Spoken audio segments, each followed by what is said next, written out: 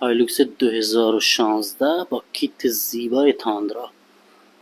مجموع خدماتی که تا به الان روی این خودرو انجام شدن: فیس 2023 با کیت تاندرا، اضافه کردن فلاپ های بغل، آینه ها دودی شدن، اضافه کردن باربندها ست با کیت جلو، رینگ و تایرهای آفرودی، کیت زیربندی پروفندر،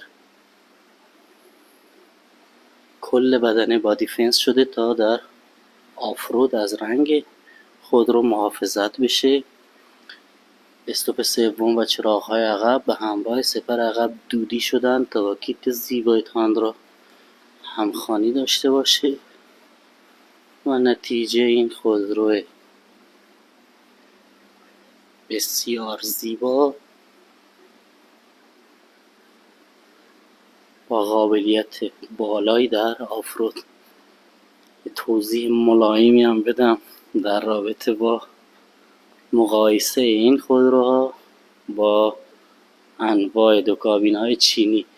بسیار شنیدید که پلتفرم این خودروها یکی هست.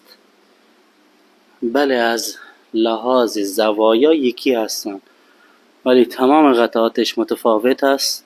حتی نوع ضخامت شاسی، جنس شاسی و تمام فلزاتی که درش استفاده شده متفاوت هستن. هرگز هیچ برندی نتونسته تا به الان خودرویی مثل هایلوکس از لحاظ بالانس بودن طراحی بکنه. حتی خودروهای غول‌پیکر آمریکایی با وجود قدرت بیشتر از این خودرو به بالانس بودن، کم استهلاک بودن و با دوام بودن این خودرو نمیرسن. پس هیچ وقت با خودروهای KMC و امثال هم مقایسهش نکنید. اگر توانایی خریدن این خودرو رو ندارید، یک مدل 2006 با حدود قیمت 1 تا 1,500 بخرید. دقیقاً همین استایل در تخت‌گاز تقدیم حضورتون میشه.